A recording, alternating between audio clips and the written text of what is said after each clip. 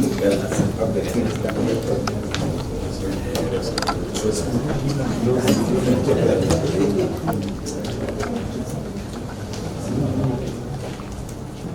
place where you are treating the documents that they used.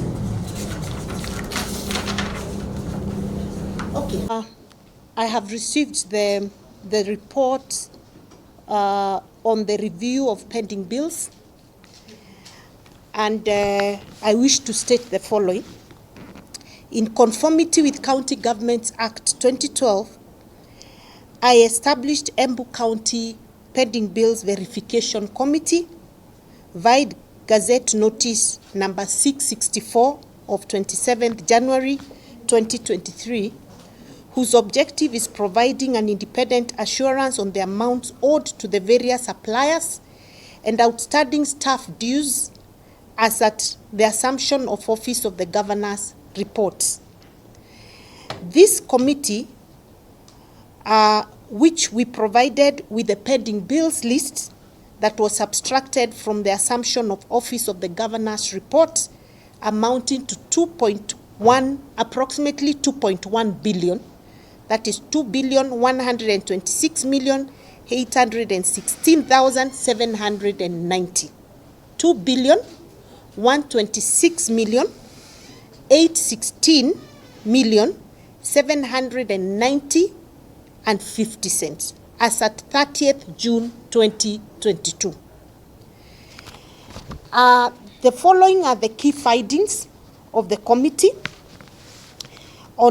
The committee established that there were other undisclosed bills which were presented to the committee amounting to 232,532,088, that's bringing the total pending bills list to 2.3 billion, or 359,348,966. Let me repeat.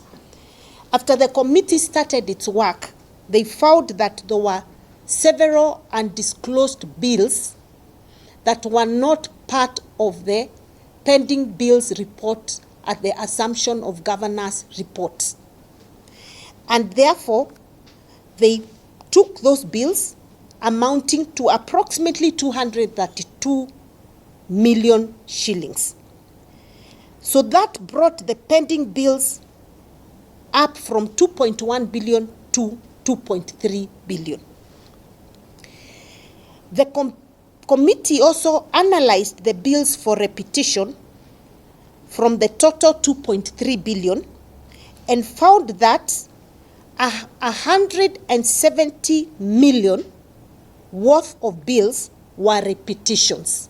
In other words, in those pending bills lists, there were repetitions of bills worth 170,183,198. So they knocked that off the pending bills. Further, they analyzed bank statement and cash books, and it was established further that as at 28th February 2023, which is this year, we had already paid up 529,564,846, and the money was mainly to settle staff emolument arrears. If you remember, we had arrears with the staff. If you also remember that there were, and this was mainly staff emolument arrears which we inherited was 532,699,860, and this was money that was deducted from staff emoluments but was never remitted to the relevant institutions, whether it's the banks, pay as you earn, NHIF, NSSF, that had not been paid.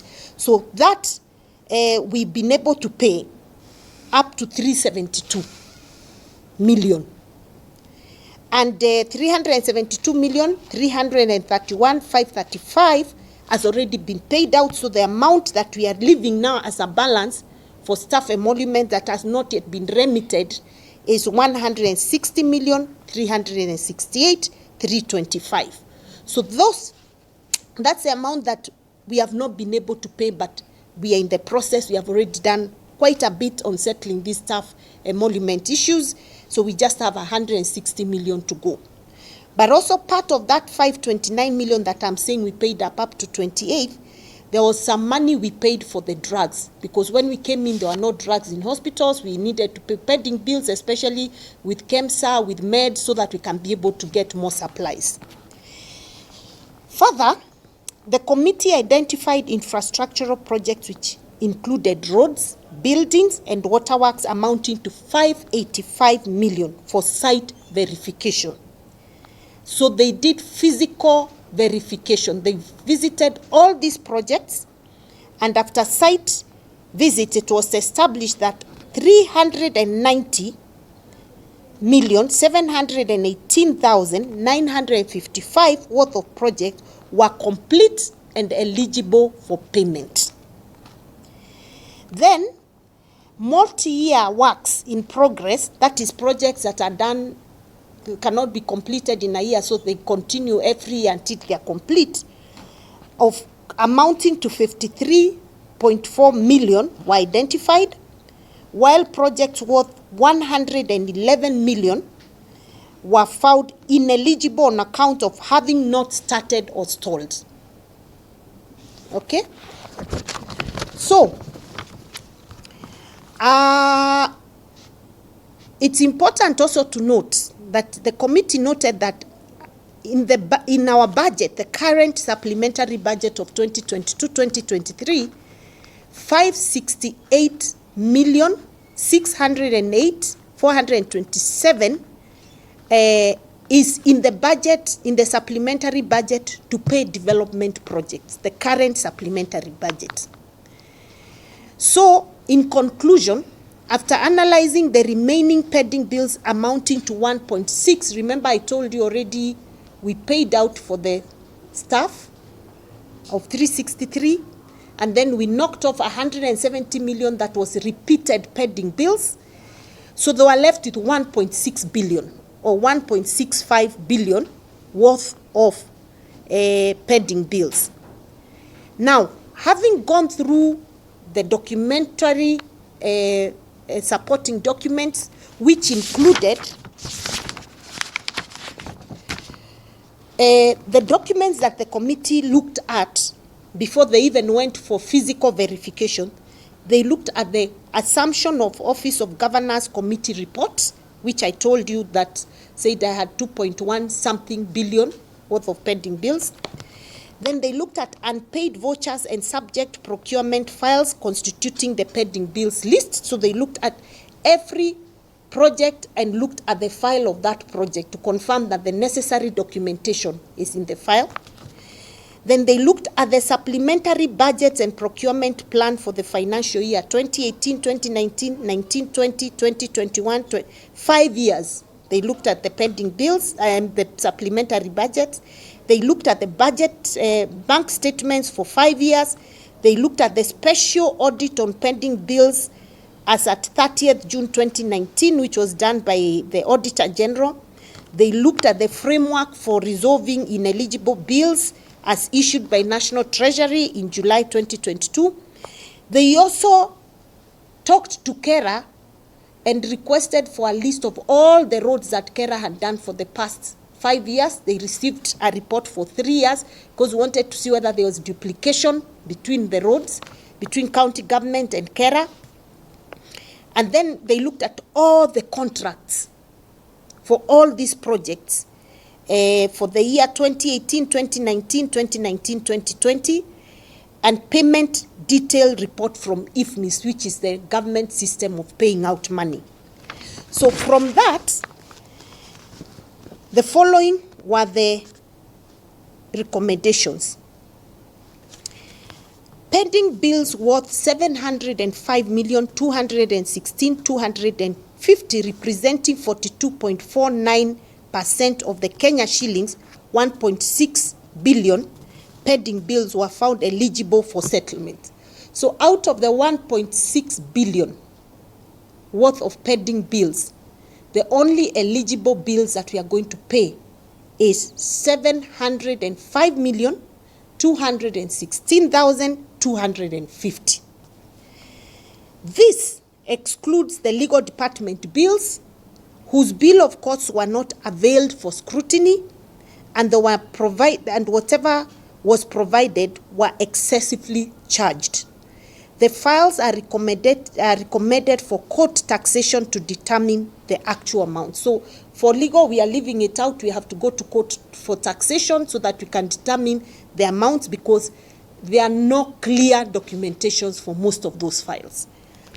Then eligible works in progress. There were certain pending bills of work that is in progress amounting to 43,844,783, and would be settled after inspection and certification by the relevant departments. This includes some of the multi-year phased projects like the renovation of county headquarters, which started long before I came. So those now subject to verification and their ongoing projects can be paid upon inspection and certification. Then we have ineligible projects, projects that cannot be paid because either there was no documentation, the files had nothing. Upon physical verification and site visits, it seemed there's no work, or they were told and the contractor ran away and has not been seen. Some had even been paid more money than the works they had done, and it's coming to 954,384,671. That is 57.51% of those bills are ineligible. And they include, of those ineligible, 112 million worth of projects are incomplete and completely deserted and stalled for many, many years. So that we can't pay until we determine the level of work done, and also see whether we can now build, if there's a contract, if the contract period is over, how we can engage another contractor to go and complete those that had started at some level. Then about 422 million worth of projects were not supported by any documents, and subject procurement files were not even available, and therefore they are totally ineligible. There's no documentation to prove that there is any work that was contracted by the county government as per the Procurement Act, and so they cannot be paid. And then another 419 were either abandoned, not started, or there were partial invoices that were raised but works on site did not support the same. And for example, I'll give you a good case. We have a project in Kieni, and Kieni Water, worth 25 million. The contractor was already paid, was it 15 million, and has not even done 20% of the job. And there was no inspection. Even Kieni Water itself was not there to see what work was going on. And even the work that is done was very badly done, not as per the bill of quantities. Now, this company wants to be paid a pending bill of another 5 million, but they have not even done anything close to the 17 million they received. So such companies we cannot pay. So those are some of the issues that we have. So they are ineligible development projects with no contractual timelines, no LPOs, no budgetary provisions or termination clauses. The county is advised to review their priorities in relation to the current CIDP plan. We are also going to impose sanctions against contractors that have not performed in accordance with the procedures, bill of quantities, and contractual agreements. We'll also impose sanctions against the engineers, works officers, and inspection team who failed to exercise due diligence in the performance of their work. And the example I'm giving is the Kieni Water Works and various wards that were being done and dispensaries. Then we're also going to impose sanctions against procurement officers who failed to provide documentation in relation to procurement procedures as outlined in the Treasury framework on the dominant and control rules in procurement. And then we'll also impose sanctions against the county attorney and other county officers who failed to exercise due diligence on pending legal bills. So those are that is in a nutshell the findings of the pending bills committee. I have with me the summary report and a very detailed report of every single company and the amount they're asking for and the findings of the pending bills committee, including pictures of some of the works that have been done and done poorly. Due process to take disciplinary action against those officers.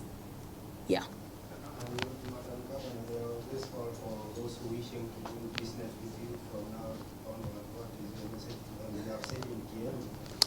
Yes, I wish to state the following to anybody who wants to work with Embu County government. We'll provide equal opportunities for everybody to do business with Embu County government, but going forward, to imagine you can have a shortcut to getting a job should come to an end. Everybody must follow the procurement processes that are required by law, and you must not engage in any work until you have a letter, an award letter, an LPO, a contract signed with the Embu County government before you engage in any work. Number 2, you must do quality work. And I'm also urging the Department of Public Works, when you are developing BQs for these projects, you must be as detailed as possible. To say that some money was spent on various roads in Evurore, which is one of the issues we have noted here, and you're not stating the road, you're not even stating the number of kilometers, you're not stating the quantities of maram that will be used on that road, it means you are leaving a lacuna for anything to happen, because there's no way to confirm whether a certain job was done or not, and if it was, to what extent. So I'm asking all the contractors, please come knowing that going forward, work must be done and done well. And if you don't do your work as per the BQ, we will not pay you. Because clearly, if I was supposed to pay 970-something million on works that are nowhere to be seen, either in file or on ground, it means that a lot of money was actually going into people's pockets for work not done. And we cannot allow that to continue in Embu County. So going forward, mambo itakuwa tofauti. Ground imebadilika, so people must change with the times. Work must be done and done well. Thank you.